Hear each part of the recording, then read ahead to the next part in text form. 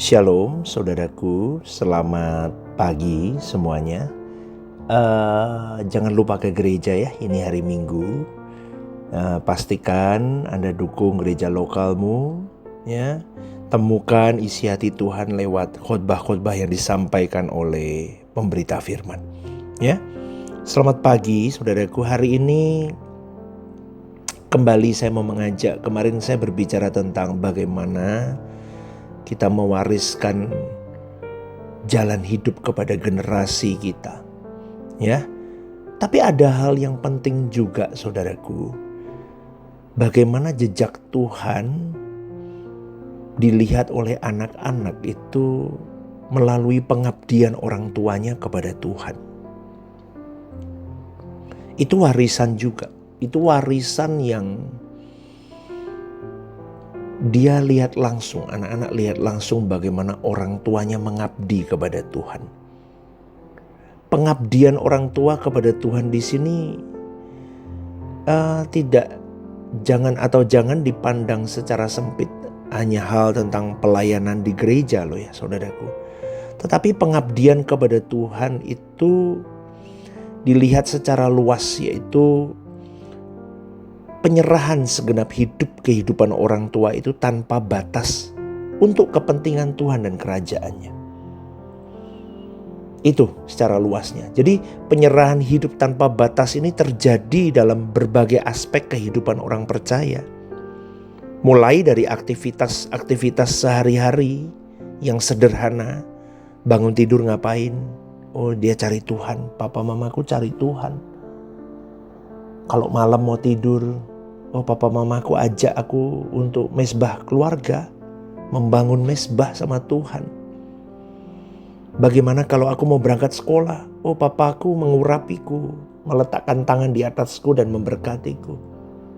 Oh bagaimana papa mamaku tentang hal uang. Anak-anak lihat loh saudaraku. Oh bagaimana papaku memperlakukan mamaku. Anak-anak lihat bagaimana mamahku memperlakukan papaku juga. Bagaimana cara mamahku berbicara sama papaku.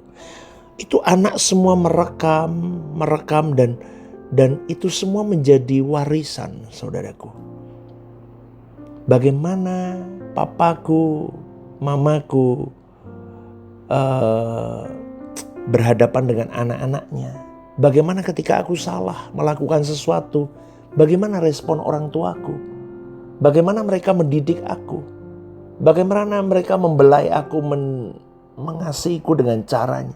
Itu semua jadi warisan saudaraku.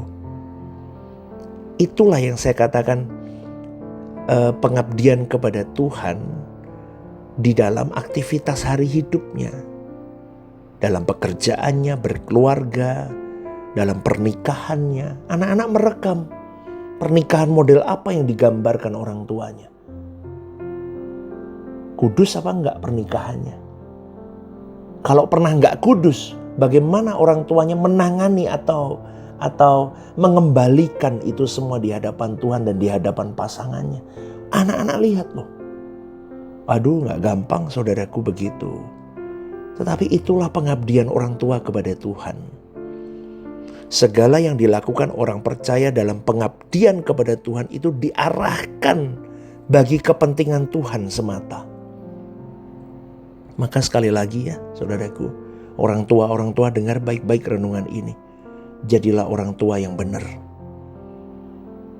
Ya, kamu tidak hidup untuk kesenanganmu sendiri, papa. Dengar baik-baik, papa. Dengerin baik-baik, hiduplah kudus. Ya, mama, hiduplah kudus. Karena kamu tidak hidup untuk dirimu sendiri. Jangan sembarangan kau hidup. Berantem, cerai. Udah pokoknya cerai. Kamu gak mikirin generasimu. Ya. Papa, mama ya. Ada kesempatan berbuat dosa, berbuat culas kepada pasanganmu. Jangan lakukan. Kamu tidak hidup untuk dirimu sendiri. Kamu hidup untuk Tuhan. Kamu hidup untuk generasimu. Amin saudaraku. Karena hidupmu dan hidupku kepentingannya hanya untuk Tuhan semata. Tidak ada agenda pribadi yang menjadi motivasi utama dalam menjalankan seluruh keseharian hidup. Karena semuanya hanya untuk Tuhan. Coba kalau orang tua begini, apa enggak indah itu keluarga? Generasinya apa enggak melihat Tuhan dalam hidup orang tuanya? Ya, ketika anak-anak melihat orang tua meletakkan kepentingan Tuhan di atas kepentingannya sendiri, ini akan menjadi jejak Tuhan yang diwariskan bagi generasi.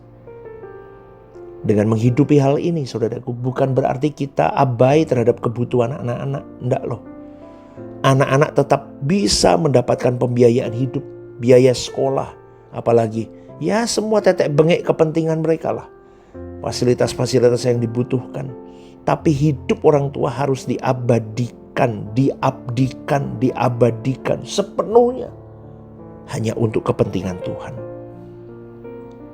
Orang tua yang sudah mengabdikan hidupnya untuk Tuhan, pasti dia bertanggung jawab hidup. Dia lakukan bagiannya yang terbaik. Bukan hanya untuk keluarganya, tapi untuk Tuhan. Dia pasti hidup kudus. Amin, saudaraku. Maka kehidupan rohani yang baik dari orang tua yang disaksikan, yang dirasakan oleh anak-anak, itu adalah konsumsi jiwa yang mereka terima tiap hari, yang menjadi dasar kehidupan mereka di kemudian hari. Jangan sampai anak-anak muak dengan kelakuan orang tua. Di gereja sibuk pelayanan, di rumah hidupnya berantakan. Atau di luar gereja hidupnya berantakan. Anak-anak bisa mengendus itu semua. Dan pastikan hidup kudusmu menjadi fondasi untuk mereka di kemudian hari. Itulah nutrisi yang sangat berarti bagi kehidupan kekal mereka, saudaraku. Bukan hanya sekolah yang bagus. Bukan hanya studi di luar negeri, studi dalam negeri yang top. Bukan itu. Bukan duit segudang yang kamu berikan, bukan. Tapi warisan yang terbaik yang berbau kekekalan. Yaitu hidup kudus orang tuanya. Sebaliknya kalau kehidupan orang tua tidak sesuai dengan firman Tuhan, maka kehidupan orang tua itu yang akan membunuh anak-anak itu sendiri. Orang tua secara tidak langsung akan meracuni anak-anak dan membinasakan mereka dengan cara hidupnya sendiri. Dengar baik-baik orang tua. Saya ngomong renungan ini biarlah menjadi templakan untuk kalian. Untuk saya juga. Kita 24 jam 7 hari jadi cermin untuk mereka. Sebagai orang tua kita memang bukan orang yang sempurna. Tetapi kita harus jadi orang tua yang mengasihi Tuhan. Dan orang tua yang mengasihi Tuhan pasti meninggalkan jejak hidup yang baik bagi anak-anaknya. Tapi dulu aku pernah brengsek, pernah berantakan pastor. Ya gak apa-apa dulu. Tapi sekarang tebus itu semua dengan benar. Jangan puluhan tahun brengsek terus hidupmu. Kamu mau jadi apa? Amin gak saudaraku? Ya. Dulu brengsek gak apa-apa, dulu bejat, ya udah. Mau apa? Udah terlanjur kok. Udah berjalan gak bisa dihapus. Tapi sekarang bayar harganya. Tebus itu semua dengan hidup benar. Permintaan maafmu kepada anakmu, kepada pasanganmu, kepada Tuhanmu dengan cara apa? Hiduplah kudus. Tidak bercacat, tidak bercela. Jangan brengsek terus. Itu namanya nantangin Tuhan. Hidup model begitu. Amin, saudaraku. Ya, jadi kita mulai mengerti begini. Ya, kita memang bukan orang tua yang sempurna, tapi berjuanglah untuk sempurna bagi anak-anak kita. Sedangkan orang tua yang hanya memuaskan anak-anak dengan berbagai fasilitas, tapi tidak menyisihkan untuk Tuhan. Itu contoh buruk yang diwariskan sebetulnya. Karena dari pengabdian itulah mereka melihat jejak Tuhan di dalam hidup orang tua. Saudaraku, waktu kita sebagai orang tua memperhatikan orang lemah, orang yang disakiti, tapi tidak membalas menyakiti, difitnah, diperlakukan tidak adil, tapi tidak melawan. Itu semua adalah jejak Tuhan yang membentuk anak-anak kita mau hidup seperti Yesus hidup. Jangan berpikir loh anak dapat berbuat baik sendiri atau berbuah manis sendiri sesuai dengan perjalanan waktu dan nanti gede dia tahu. Nggak bisa, saudaraku. Semakin gede semakin ruwet hidupnya nanti. Ya, di dunia yang semakin jahat ini, ya, pengaruh media sosial hari ini, kemajuan zaman hari ini, itu banyak membangun paradigma yang salah loh kepada generasi. Anak-anak tidak akan menjadi baik dengan sendirinya seiring dengan perjalanan waktu, saudaraku. Orang tua harus ambil alih itu. Orang tua harus dengan sadar dan sengaja mengarahkan anak untuk menjadi baik dan berkenan. Tapi orang tuanya dulu yang berubah. Orang tuanya ribut, jangan ngerokok kamu. Lah orang tuanya aja ngerokok terus, gimana? Coba saudaraku. Kamu mau warisin apa sama model generasi di bawahmu kalau modelmu aja begitu, gak bisa dicontoh. Aduh pastor jangan marah-marah ngomongnya begitu. Udah biarin, kadang susah saudaraku. Saya kadang sampai berbuih ngomong gitu. Waduh. Kalau dengerin renungan begini bener nih, Pastor Simon bener nih omongannya. Ini suara kebenaran. Iya tahu ini memang suara kebenaran. Tapi kamu harus bener. Hidupi kebenaran ini. Jangan cuman bener gak bener hidupmu. Amin gak saudaraku? Ya, tersinggung gak Anda dengar renungan begini? Tersinggung? Ya puji Tuhan lah kalau tersinggung. Berubah ya. Cepat-cepatlah berubah kau. Ya, karena generasimu menunggu perubahanmu. Orang tua harus bertanggung jawab loh. Orang tua bertanggung jawab. Orang tua harus menjadi surat terbuka yang menampilkan jejak Tuhan secara mutlak. Kita tidak dapat menggantikan tanggung jawab untuk menjadi surat terbuka yang memberi contoh bagaimana mengabdi kepada Tuhan tanpa batas untuk anak-anak kita. Dengan doa saja gak bisa. Sembayang aja tapi kamu gak melakukan kebenaran itu, mau gimana saudaraku? Perlu diingat bahwa doa adalah dialog, bukan sekedar permintaan. Minta sama Tuhan, anak-anakku benar. Lah kamu itu gak benar kok. Gimana? Tuhan mau ngomong, lah kamu berubah dulu nak. Supaya anak-anakmu berubah. Ya jadi jangan berpikir dengan mendoakan anak-anak mereka pasti akan mengerti arti mengabdi kepada Tuhan dengan sendirinya. Pasti anakmu hidup benar. Ya gak bisa. Lah kamunya gak benar kok. Jadi jangan salah konsep. Kalau orang tua merasa dengan doa saja tanpa tanggung jawab, dengan memberi teladan, sudah jadi surat terbuka untuk anak-anak. Lihat anakmu pasti hilang oleh dunia. Maka saudaraku, jangan juga berpikir bahwa gereja yang bertanggung jawab juga. Gereja itu berjuang. Makanya kalau lihat ya anak-anak teens di tempat Rehoboth Semarang, saya kunci semuanya ambil bagian pelayanan. Udah. Biar hidupnya sekolah, rumah, gereja. Sekolah, rumah, gereja. Itu saya buat begitu. Aktivis juga saya buat begitu. Kerja, rumah, gereja. Kerja, rumah, gereja. Pelayanan, rumah, gereja. Udah gitu aja. Pekerjaan, pelayanan, rumah. Udah putarnya 3 poin itu aja. Karena untuk mengunci orang. Karena kalau gak dikunci nanti hilang hidupnya. Amin saudaraku. Gereja memang punya tanggung jawab untuk menuntun, membimbing umat ke dalam kebenaran Tuhan. Tapi orang-orang tua harus dibimbing oleh kebenaran firman Tuhan di dalam gereja itu sendiri. Makanya Rehoboth Semarang menampilkan suara kebenaran murni yang tidak didegradasi. Memang gak mudah, orang dengar kadang aduh. Tapi biar itu yang murni. Karena saya mau bawa jiwamu ke Tuhan. Ngerti gak saudaraku?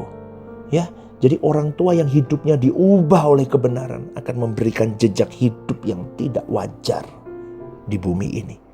Jejak hidup tidak wajar di sini menunjuk kepada gaya hidup yang tidak memandang dunia sebagai kesenangannya. Dan itu bukan sebuah kemutlakan hidup. Bagi orang tua yang hidup tidak wajar, tidak ada kebahagiaan lain selain manjain hati Tuhan, nyenengin hati Tuhan. Kalau dia mampu memperoleh jumlah materi yang bagus, yang cukup ya, punya kehormatan, pintar lagi, orang tuanya punya gelar akademik tinggi, punya fasilitas-fasilitas lainnya. Semua hal tersebut hanya dipandang sebagai bonus, hanya pendukung untuk semakin dia mengabdi kepada Allah. Bukan dia tenggelam dan melekat sama itu semua.